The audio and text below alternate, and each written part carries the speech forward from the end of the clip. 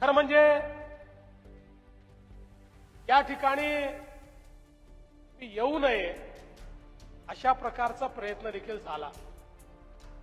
कधी कधी काही गोष्टी दुर्दैवी असतात।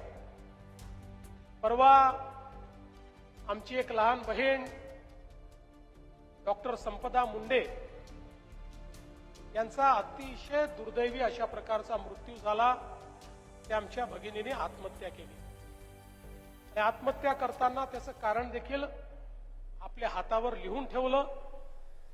पोलिसांनी तात्काळ जे आरोपी आहेत त्या आरोपींना अटक देखील केली। त्यातलं जवळपास सगळं सत्य हे बाहेर येत आहे आणि कुठल्याही परिस्थितीत आमच्या या लहान भगिनीला न्याय दिल्याशिवाय आम्ही स्वस्थ बसणार नाही, हा देखील निर्णय आम्ही घेतला।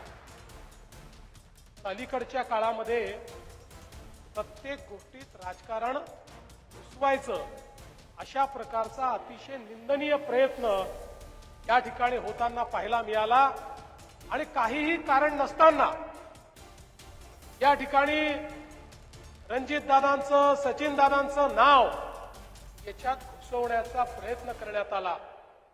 या महाराष्ट्राला देवाभाऊ माहिती आहे। एवढीशी जरी शंका असती प्रोग्राम रद्द करून या ठिकाणी आलो नसतो। अशा बाबतीमध्ये विपक्ष पाहत नाही, व्यक्ती पाहत नाही, राजकारण पाहत नाही। जिथे माझ्या लहान भगिनीचा विषय आहे तिथे कुठलंही कॉम्प्रोमाइज मी करत नाही।